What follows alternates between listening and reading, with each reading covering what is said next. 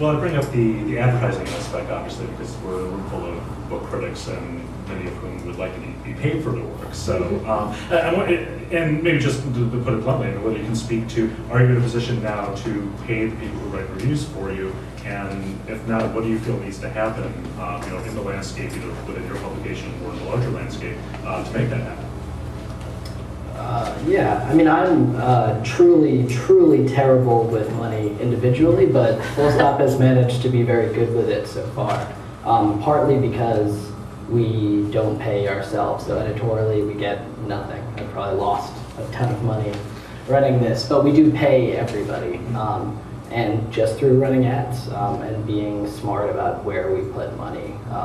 Not advertising, not really investing in things like print or things like, just sort of all we do is pay for content, and I'm very proud of that.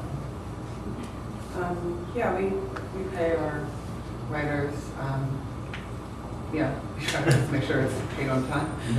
But we pay our writers and our contributors and part of our staff, but I think it's the same kind of thing where a lot of the core editors are either unpaid or severely underpaid. But I think it's important to have the sense that to assert that this is work that should be paid for.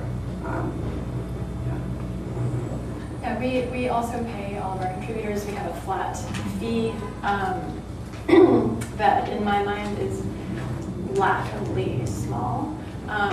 Given that, as a writer myself, I know that sort of, especially the book review. I mean, this is so time intensive. You have to read the book, you have to read all of the other books, and they have to write the damn thing, which takes a long time.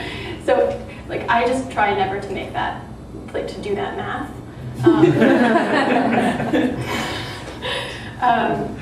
But we do pay everyone, and we're really working hard to be able to pay them more. And at the moment, our main source of income is our subscription model, and so this is really, we're fundraising in other ways, but this is really the base of our support right now. And so the amount that we're able to pay our writers is directly related to our subscription numbers. Yeah, we have a very complicated system that involves, I'm not proud of this, but I kind of don't ask, don't pay system. If people don't ask to be paid, then they don't. And because a lot of people that work for us are academics. I don't pay tenured faculty if I can get away with it, because I figure they're getting paid for reading these books and writing about these books. And this is part of what they're supposed to be doing, what we are supposed to be doing. So that my main concern is with the freelancers and the kind of engorged body of freelancers with staff positions disappearing. So those are people who get paid first. I will still, because you never know how much family money anybody has, I will still try to guilt trip people into giving it back. But because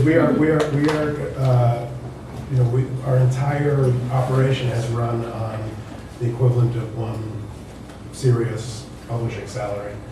Since we started, we are fundraising as much as we can. A number of grants are not open to us yet because you need 3 years of financials to get them and that kind of thing. We're starting a membership program that we couldn't do while we were under the wing of UC Riverside, which was our fiscal sponsor for a while. We're now under Penn Center USA. So we're starting next month. We're starting a membership program. At that point, I hope to kind of even out the pay a little bit, not have to kind of put ourselves through this every time the question comes up. And of course, a lot of the people that are writing for us, who we want to write for us again, it's very difficult to go back to them and say, hey, could you do a review essay of 5 books for us again? It's really difficult. So what we want to do, of course, is raise enough money from all of these sources to be able to pay people a decent wage. I mean, the fact is that people write book reviews for lots of different reasons, right? People, academics write them for some reasons. freelancers, book critics, right? There are lots of kind of people with lots of different relations to the pay scale out there, and so we've been trying to figure it out day by day. Hopefully, if we can raise enough money, that will end. I mean, no one really knows why anyone writes books. Yeah. Yeah, well, We don't really understand. It was funny because one of my friends, he's saying that his literary editor actually he does a pay scale based on like, he basically knows your income, and so he's like, when a young writer comes in, he's like, this person is going to be getting paid like $2 a word. But you no way, you're like 50 cents. It's like you're already like, you're like the Nobel, like come on, you're good. Yeah. And he kind of like goes like based on this thing, and it's like this like, yeah, so I don't know. I mean, it reminds us when we first started off, we still have like a student subscription rate, and maybe like in the first couple of months, we got this email. Someone wanted to get their subscription code to get their discounted student subscription, and it was from Jack and I, one of our mutual friends from college. And like we knew this guy, and Jack just sent him back an email being like, no way are you gonna get $10 off, like come on, like you can pay the extra $15, like no way. And he's like, that's fair, like I'll get the actual subscription rate. I want to leave some room for people to ask questions because we have obviously there's another panelists coming on at 4 o'clock. We need to wrap up about 10 till. But one of the questions I wanted to ask about, and Tom, this is going to be singling you out a little bit, but I want to talk a little bit about review philosophy because we have an ethics panel tomorrow that's talking about various issues in book reviewing and kind of do's and don'ts, and in the hopes of arriving at sort of a kind of official statement on the matter. And there was kind of a dust-up on Twitter last week about the Los Angeles Review of Books and having this kind of formal policy of not, and I don't want to mischaracterize this, Tom, but of not publishing negative reviews of debut books or debut novels. And Tom, if you have a chance to address that, that would be great. I'd also like to have the other panelists talk a little bit about how they feel about positivity versus negativity in reviews there. Yeah, it turns out that Twitter is not the best place to have a kind of rigorous discussion about complex information. And Evan, I think, engaged in some hyperbole, and D.G. Myers topped him very easily. I think that what happened early on is that we got a review in that was.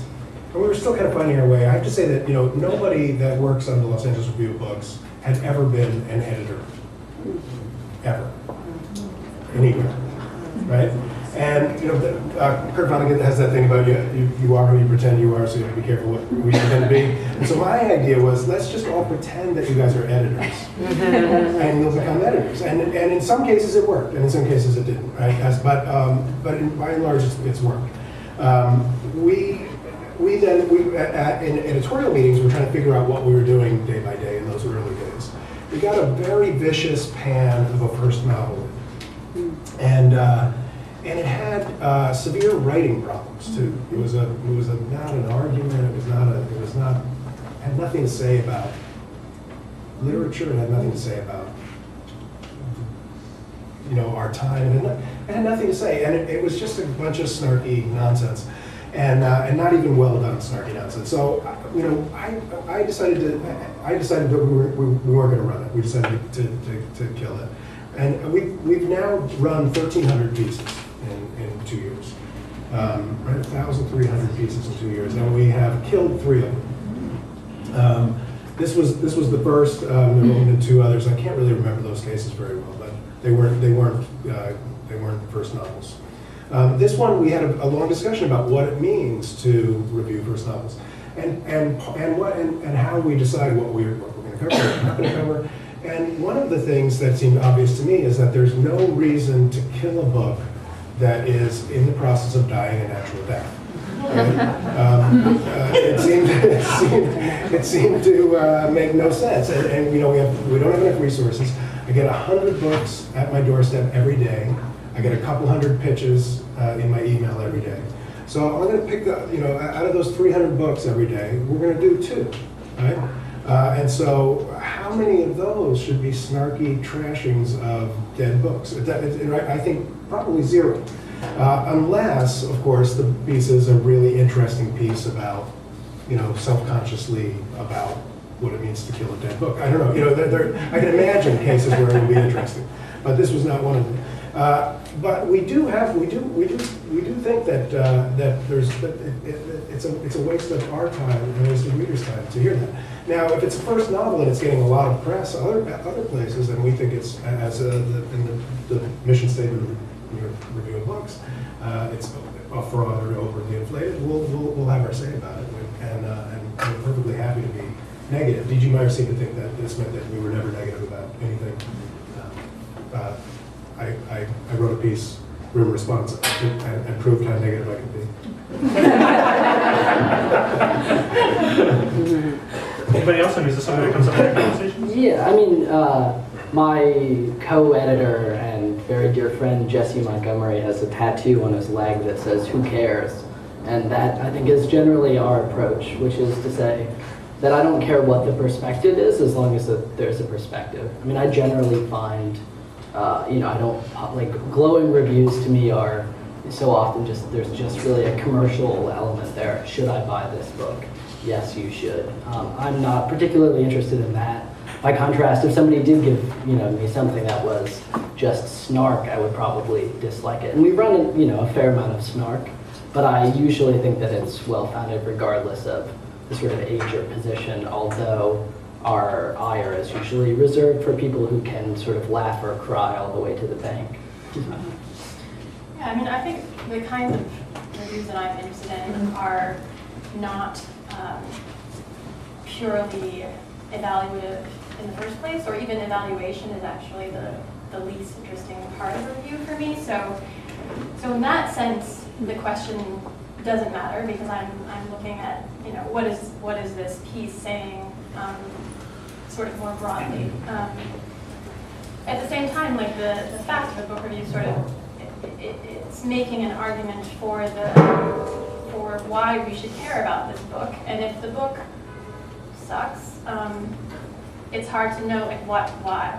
We need to care enough about the book to say that it sucks, which that's true then of books that are somehow more influential or get like garnering a large audience, or it's a book by somebody who's written a whole bunch of other important books or something like that. And those things just don't apply with the sort of eager little upstart writer. I just wanted to jump on that. I think that's great. That's exactly right. Which is that I'm equally uninterested in praise for praise's sake. I mean, that's not interesting. The kind of analysis, the reading, the response to the text has to be complex and interesting, and the evaluation has to kind of emerge from that, not be kind of pasted over. Right. Yeah. I was just having a conversation with one of my co-editors about the sort of idea of the book review as a product review, which like to me, like this is not at all what it is, but that is kind of like the life that it has, say, on Amazon or something. Exactly. Well, there's one way in which I would qualify the conversation is that I do get a little bit, I am disturbed by book reviews that aren't about the book. I think it should be evaluative. I mean, for me, it's like if you want to write an essay, then please go write an essay. But to take a book that someone spent time on and then use that as something to step on, just to say whatever you feel like saying, to me is completely inappropriate. And it has no place. If you don't want to do book reviews, then don't do book reviews. If you want to write an essay, write an essay. But like to me, I find it very strange that you just have like a rundown of 5 different books in one review, which none of the books actually get the attention that they merit, or if they don't think they merit them, then just don't even include them. And instead it just becomes this strategy for the writer to begin his pontification. That's very inappropriate to me. I think attention needs to be paid to the book that comes in front of you. If you've paid due attention to the book, if you've been respectful, if you've actually engaged with it, then that to me is going to be creating a review that's worth reading. Now, if you don't feel like reading the review because you're not interested in the book, great, and then it has nothing to do with you. But for the people that it has something to do with, namely the writer of the review, the writer of the book, the people who might be the potential readers in the audience for this book, have enough respect for them to be doing what you're actually supposed to be doing, which is reviewing the book. And then I would also say on that level, and it's something I actually do get quite steamed about, as you can tell, I really don't like these kind of conversations about the positivity or the negativity of things. I mean, I think it's so facile. Like, people's opinions or discussions about something, critical engagement with something, is not about giving someone a gold star or not inviting them to your table. I mean, and it seems to me it really speaks to certain immaturity to not be able to like read, to not be able to like discern there through critical engagement, like something beyond like a playground kind of, intentions. I think that's part of what has deteriorated for us in like kind of a national culture that goes beyond just book reviewing, that goes into a lot of the ways in which we can or cannot engage with one another in national dialogue.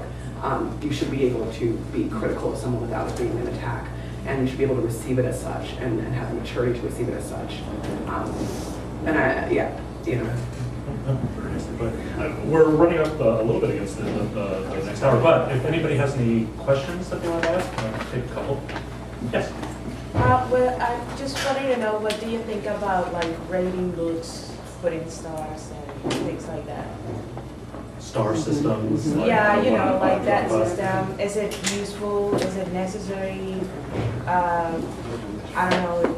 I mean, I find it totally unnecessary, like meaningless essentially, because I don't really care. Like, I guess I don't care I mean, stars mean nothing to me. Like, 1 star means nothing. If I don't know why those stars are put there, then it's not going to do anything for me, I guess. I want you to get upset again, but this is your answer, I think. I mean, honestly, I don't know about stars. I mean, I think if you want to have fun with them or something, sure. I don't know. I mean, I think that first, I think it kind of, to me, I feel like starred reviews only really appear like in total consumer land, like where you're just like on Amazon or something you're looking through, or if you're like on Grubhub. Like, I like the stars on Grubhub for restaurants. That helps me somehow. But I kind of feel almost oddly neutral towards stars. Almost because they do mean nothing. Like, it seems like just like how you decorate your Wi-Fi. I don't know why that happens. Sometimes it helps and sometimes it doesn't. I think that they distract from the text itself. I mean, you just look at this, stars or numerical ratings or grades. I think that tends to be what overshadows whatever is said about the book. And again, it also adds there is a commercial element there, and I don't like it. They're good. In the newspaper, there used to be, in the movie critical section, there used to be a series of stars, and that was a way to kind of scan the movie section really quickly and figure out which reviews you wanted to look at. That's what they're good for. Right? And that's it. But I think all of us have been talking about a kind of critical engagement that is in which evaluation is a byproduct of the critical engagement. So one more? Could you guys just quickly say what magazines your country covers? I like to call them magazines. I'm with the American Reader. It's a new publication that just started in the fall. And it's monthly print, daily digital. That's fantastic. I'm at Los Angeles Review of Books. I'm the New Inquiry. The New Inquiry? Also fantastic. And I'm from Full Stop. Also Full Stop. Thank you. Anyone else? Sure. Do you find that in this new age there are more writers than there are readers? How do you deal with that? I think that there are more, writers are more aware of each other. I think as you start to have a communication, you know everyone. Technology just means that you're able to know who's in the room with you. Whereas before you might imagine that you were in the garret alone. But even in the subalterns, there are many people alone writing, I think, that you just would never have been made aware of.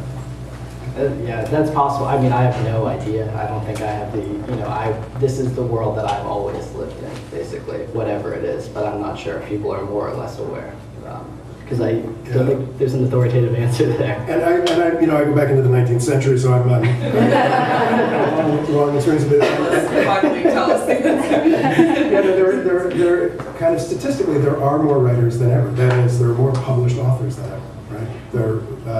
We went from over 275,000 books a year to a world with 3,275,000 books a year. Right, so there's an extra 3 million books being published each year, and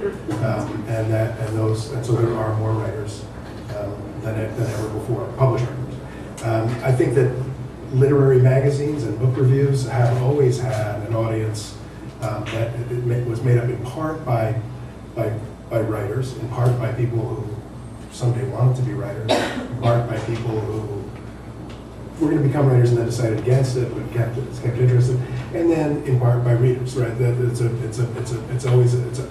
have always been in serious literary magazines a very high writerly readership. And I also think, though, I think it's one thing to keep in mind is that it can be said for restaurants. I mean, how about the amount of people that go into restaurants who are also cooking, who want to try the dish or something, but at the same time, do not imagine that they're going to become the executive chef or something. I mean, so much of what you do with reading and writing, part of like how you engage with it is then to like do it yourself, to kind of like actually deal with it in that way. And so I do think it's important when you think about that to also be aware that in no way like makes it like this like small thing, but I think it's just something that's very natural with any kind of. Yeah, I think there's a sort of fantasy maybe the writer has of reaching some non-writer, like, and that's like a legitimizing thing in which the writer is going to like speak to some public that doesn't write themselves, but is like, you know, craving the critical engagement of the writer. Yeah, like I'm only listening. I do nothing. And you know, I have a few friends like this, and they like everyone thinks that they're really special because they just read.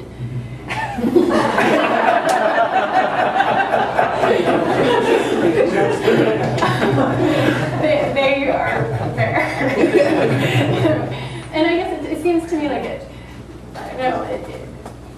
The sort of ultimately and the more realistic idea, and I think equally appealing one, is that like we're in a community in which we are speaking to each other. Like we writers and readers are speaking to each other, and like it would be nice if like these figments of our imagination out in not New York like cared too. But I mean, I think that that public is out there. I just think that they don't. I think that they journal. I think that they email. I think that they do lots of stuff that they're also producing naturally, writing, and that's how you're engaging with it. And I think what's really been destructive for this industry, especially because it is here in New York, is the kind of the fantasy that it's just us. And I think that's what has made things really inbred, because you're not aware of like a vast America that is actually like reading and alive, and like it's not just like. I mean, it would be nice if it would. I don't know I feel like more when people say that they think it would be nice if it actually was just them, but in reality, there's like this pesky America that's like, God, and they're like, it's not it. It's talking. It's my party, you know. And I think it needs to kind of broaden and be aware of the fact that people really are reading, and the extent to which they aren't there is the extent to which they've been alienated. Like pesky America. Unfortunately, I think that's where we're going to have to leave it, but thank you so much to the panelists for participating, and thank you for listening.